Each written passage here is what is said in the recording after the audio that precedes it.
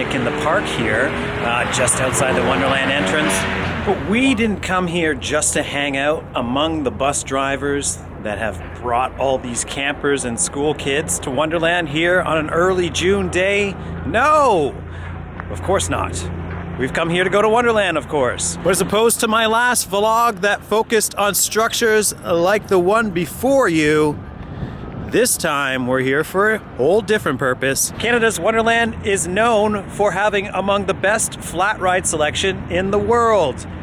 And today I'm gonna rank them all.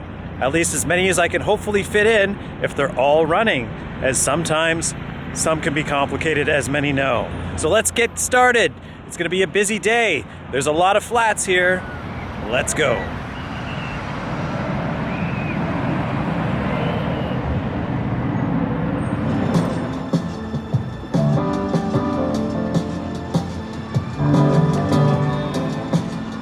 No kids flats today. Too embarrassed to do that even on this slower day in June. Maybe a couple water rides. It's a little colder today, so I'm not entirely sure about that, but we'll see. Park hours today, got 10 hours to get it all in from 10 a.m. to 8 p.m. It's gonna be an epic day, probably with some other things peppered in between, maybe some coasters. It's not too busy.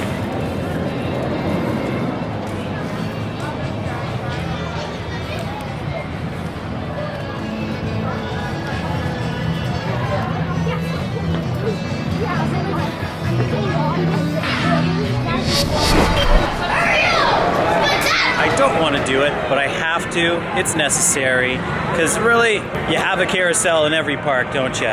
So it's going to be at the bottom of our list, even though the Grand Carousel does not deserve to be at the bottom, considering it's a heritage ride made by the Philadelphia Toboggan Company. This carousel, I believe now is getting on to, if I do the math right, about 80 years old. Talk about the history of this ride, you'll know that the actual characters on this ride have glass eyes, which differentiates themselves from quality carousels, i.e. this is a very quality carousel and is world renowned for that. And long may it stand in this park. It really provides a central point of atmosphere here in Ground World Expo, which hopefully will be revamped at some point in the future, because it's a beautiful ride. It's really decked out well, it's well maintained. It deserves a little bit of a higher ranking, as I said, but unfortunately this is a thrill ride compilation, therefore Grand Carousel ends at the bottom. But you can film on ride, so that's kind of cool. Grand Carousel will start us off. Coming in just off the bottom is Flying Canoes right behind me.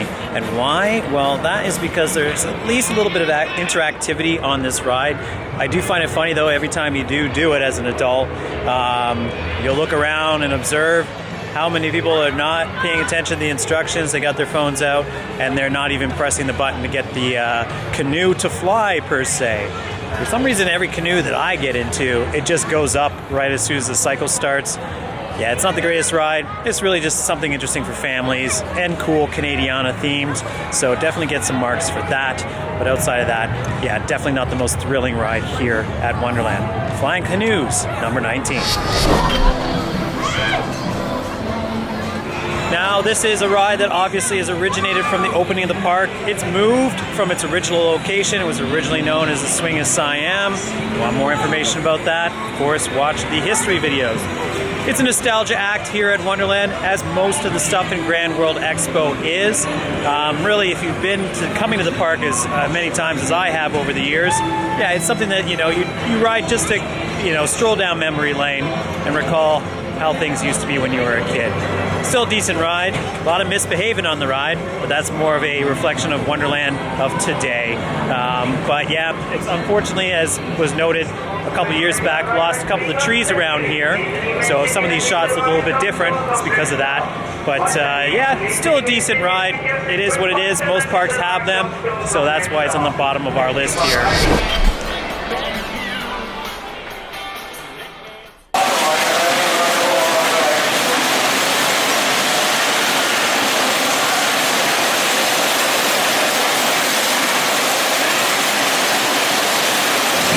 At number 17, we have Cratch-A-Wagon. I'm not gonna lie, I've called for this ride to be replaced for some time. Even though it's a classic as per the original opening of the park. I chose the right day to do flats instead of roller coasters, as there's been a couple down today, roller coasters that is, but not flats. One exception. But Soaring Timbers was running today. I managed to scramble on it in time to get a full car, because this ride cannot run unless it has the right capacity of passengers.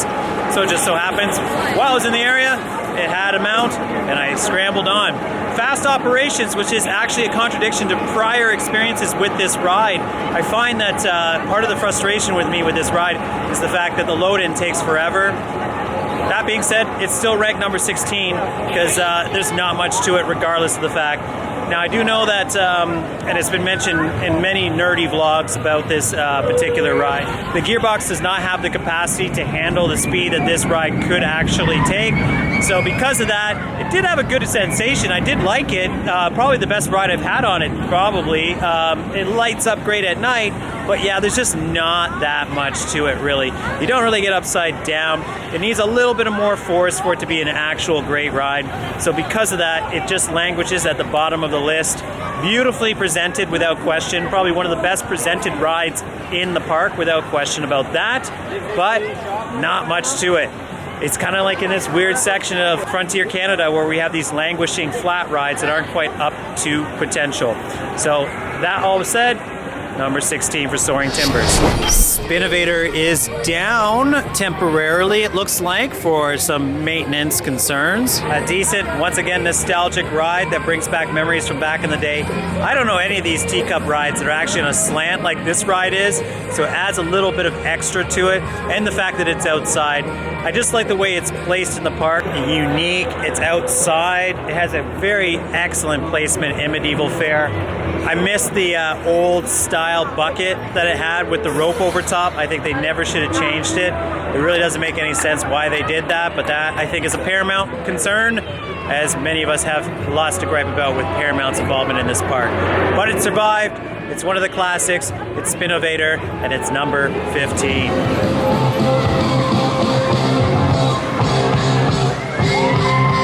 Greatly, we got Rush in the background with YYZ, classic track. Now, Vikings Rage is number 14.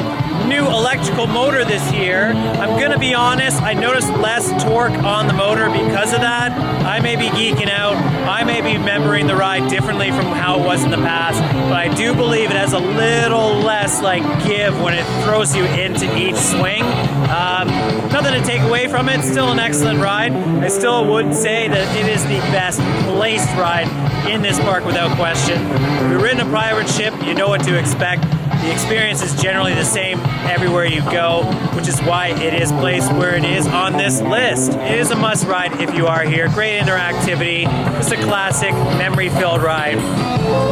Technically not related to rides, or flat rides for that matter, but definitely an attraction and a great addition to this park. I will say, when the news came out that they were taking down the original, the second incarnation of the pirate ship, or the platform that they had, I was like, oh no. Turns out they've actually replaced it with probably the best ever fixture in Arthur's Bay. I'm not trying to play on irony here, and I'm not trying to make fun of the park either, but I have to mention things in relation to the ride that is number 13. Probably the most unlucky ride in the park as well, so it's aptly listed at number 13. And what else could that be but, of course, Lumberjack.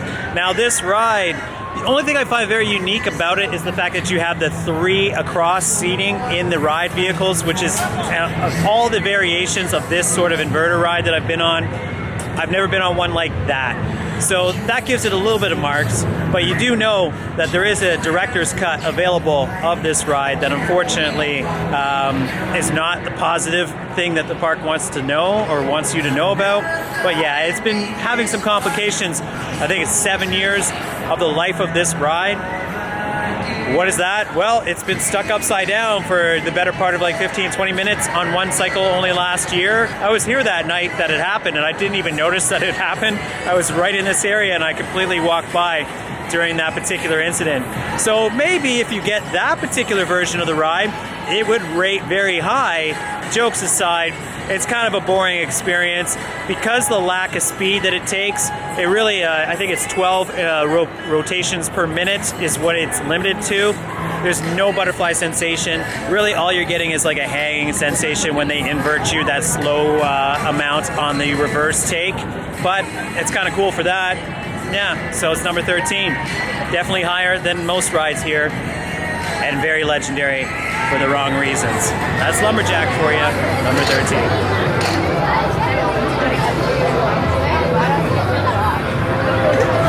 At number 12 behind me, we have Skyhawk. This Gerst, not really high rated. The main reason why is because it's really difficult to get inversions on it now, as per modifications that were done about half a decade ago now.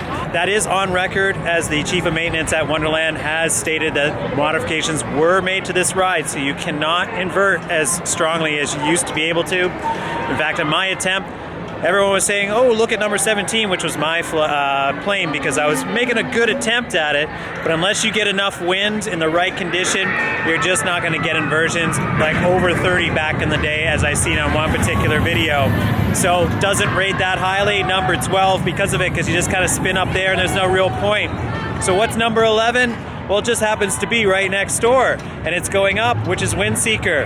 Now, I say that this takes the cake over Skyhawk because you do have that elevation, so there is a bit more of a thrill effect when you get up there. Yeah, you know, if you're not all that into heights, then yeah, this has definitely got a thrill quality to it over Skyhawk, in the sense that you're kind of like, oh my god, what's going to happen if there's a lot of wind up there, which there normally always is.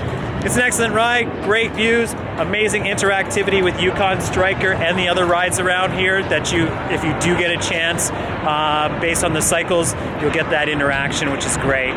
So, makes it number 11. Great family ride. Always kind of like, if I have the time, I'll always go on Windseeker, but unfortunately not so much for Skyhawk. And that's 11 and 12. Let's carry on. We're at number 10, halfway point of the list, and behind me, Clockworks. Clockworker, well, for those of you that have been around a while, you may call it that. This is one of the best rides in the park, for sure. It is in the top 10 for a good reason. It's running as good as it was back in the day that it first plopped here in Alpen. In fact, it used to be in another location with a much more interesting entrance sign, or like little hut that still exists as an icy stand today in front of Shockwave.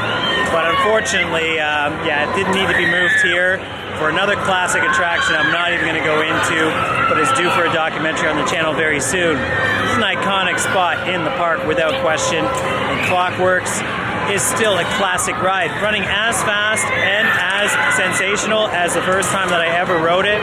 Color scheme has remained the same over the years. I believe the purple is a little bit of an addition, if my memory serves me correct, but that's besides the point. Pretty short cycle, as this entire review was covered in that time, so that's a little bit of a drawback, but it's a fun ride. It really distinguishes itself here in Alpen.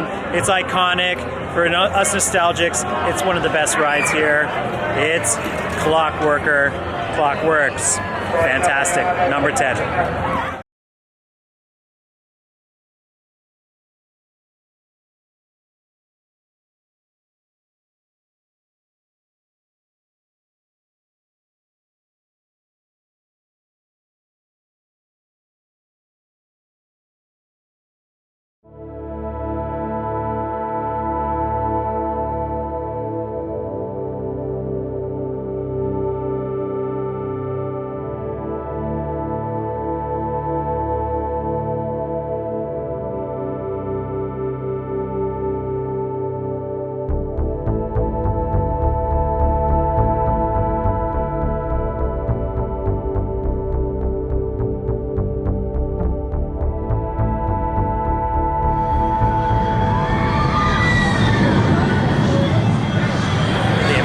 Greatest of days here, maintenance-wise, I will admit, because certain rides have gone down, including Thunder Twister, which we just noticed on a stall. Fortunately, I did it on my earlier visit this year, so I can give a review of the ride. Yeah, it's really not aging well in its early life because it's very slow, meandering, and boring. Tundra Twister. They really, with these Mondial prototypes that Canada's Wonderland seem to still be over-eager to give a try. Yeah, this has definitely been not one of the more successful ones, and obviously not the greatest ride in the park because of that. Star Voyager, as I said in other vlogs, down the road at Marineland is a far better ride. Unfortunately, Wonderland did not quite get what they were bargaining for with Tundra Twister, and with continuing problems on its operation, as it looks like, yeah, definitely not a benefit to the park. I will say though, Halloween Haunt, the lighting on it with the fog, it's spectacular. So I won't take anything away from that, but really, there's not much to it. You do get really high up there, suspended upside down, if you're lucky enough. But yeah, no ride is the same on it. A lot of people argue that because every seat is different, it deserves a better benefit of the doubt. But I've not sat in many seats where it's been great. So yeah, that's Tundra Twister for you.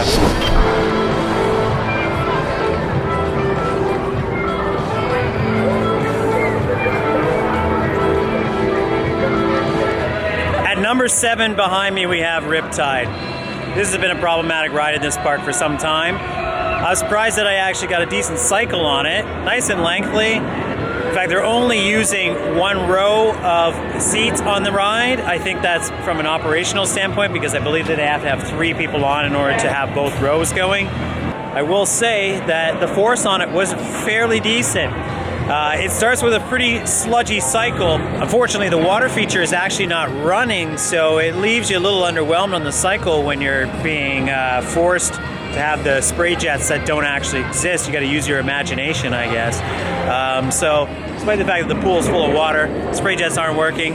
But I was impressed by the dangled force and the G-forces on it. So because of that, yeah, it definitely rates higher on my rankings than originally expected. I was thinking, I was like, you know what, coming off of this, I was thinking maybe we should junk this ride. I don't like the placement in the park whatsoever. I think it's in a weird spot. It's had a name change. It seems like they didn't really think about what they were doing when they put it here, but all things considered, it is a decent ride. It's got a lot of force to it. It's definitely worth it if you happen to be here, and it's running. That's Riptide for you.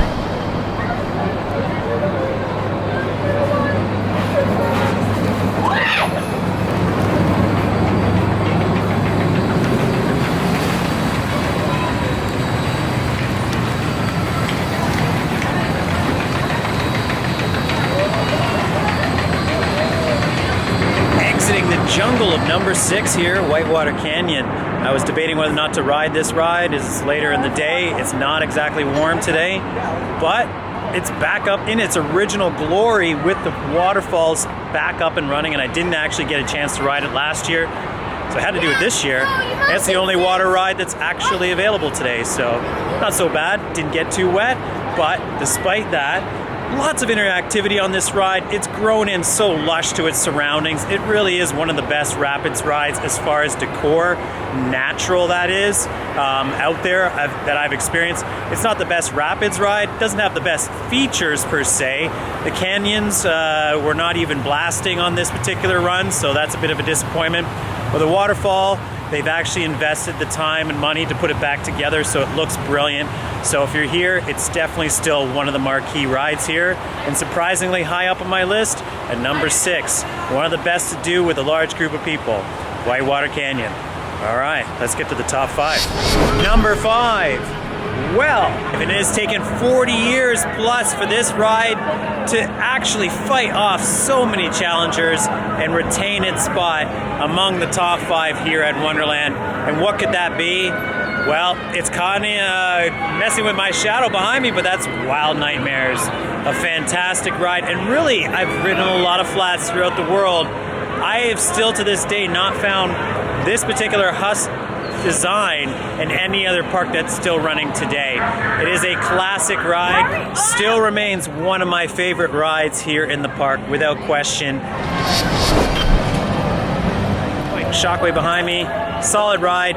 beyond expectations. Normally it's a lot more tamer than what I've experienced. This cycle, the best one I've had ever on it, fairly lengthily as well, so no complaints whatsoever for the cycle time, the speed, the intensity. It's running very well.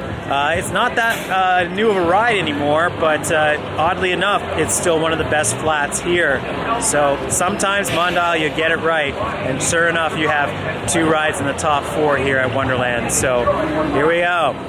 A ride that really exists in most theme parks, but at this park, it happens to be one of the best. That's Shockwave, number 4.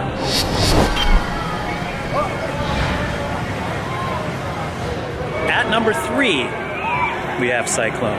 Now, this is a ride that I actually expected to be at the top of the list. I was a little bit surprised by the sort of rundown this year, but it never disappoints. I've never gotten off this ride and said, it's okay.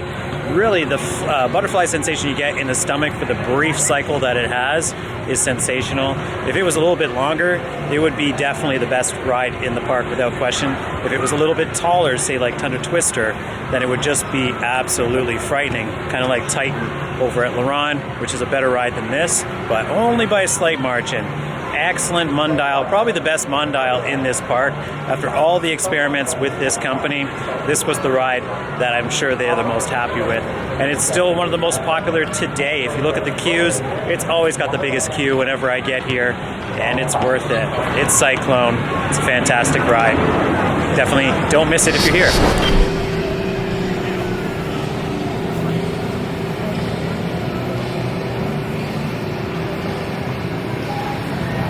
I unfortunately have to do a bit of a retroactive review as the most temperamental ride here at Wonderland and the prototype and the only type of its kind in the world.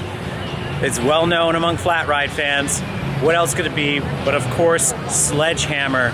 Now, this ride really is what gives this place its claim to its fame as far as a flat ride capital of the world, because when this ride came here, everyone that's interested in those sort of rides looked at this and said, what in the world is this contraption? In fact, still to this day, most people come up here and are like, what is that ride? It's almost more fascinating when it's closed, because you kind of really can't figure out how the configuration goes if you're not familiar with what Sledgehammer does. But when it is running, and the few and far between times that it is, regretfully, yeah, it's a fantastic ride. I just love the fact that it seems still a bit unpredictable, even if you're used to the cycle dangling at the top when you get to that final portion where it drops you down. There's not much to the experience itself, other than the fact that it's so unique and just really not something that you're really prepared for if you've not been on a flat ride, say, of this sort before. And how could you have? Because there's no other ones out there like it. It looks the part as well at day and night. It really is kind of like, it looks like a construction machine out of control. It's so much fun. Great interactivity because you sit across from each other in the seat configuration, the gondolas. Yeah, it's a great ride. I love Sledgehammer, and it deserves its place as number 2 here in Canada's Wonderland. I wish I could go on it.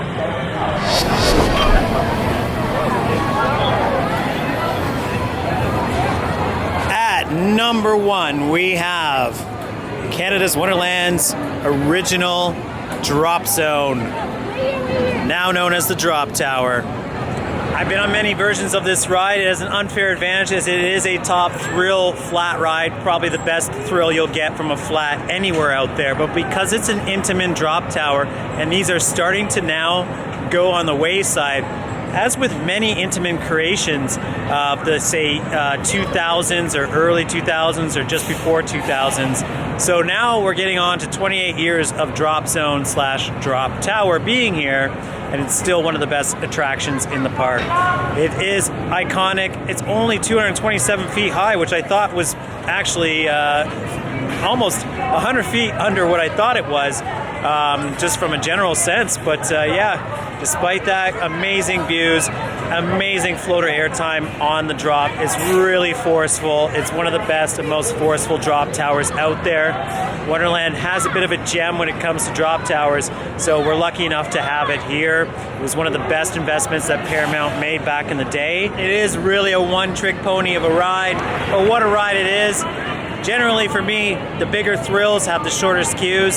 So this ride is a walk-on right now, which is why I'm probably gonna do it again. And I'm gonna do Leviathan, because it's also a walk-on. Great spot to be in the park at the end of the day, without question. Number 1, Drop Tower in our tally of best rides here at Wonderland. Is the end of another successful day here at Wonderland with all the flats covered. Oh, I wish I had gone on Timberwolf now, but that would not have been the move, as my bum is still a bit soggy from Whitewater Canyons. Thank you for joining me on this retrospective of all the rides here at Wonderland in 2024. It's been a great day. I definitely recommend getting here in early June. There's been religious groups and stuff here, which really just means that everybody's been well behaved. Highly recommend it. Solid day. Got on all the big roller coasters I also wanted to get on too, including 2 last-minute rides on Yukon Striker. All right, thanks for watching, guys. Hopefully my rankings don't upset too many, and maybe we'll see you in 2025 for a brand new list.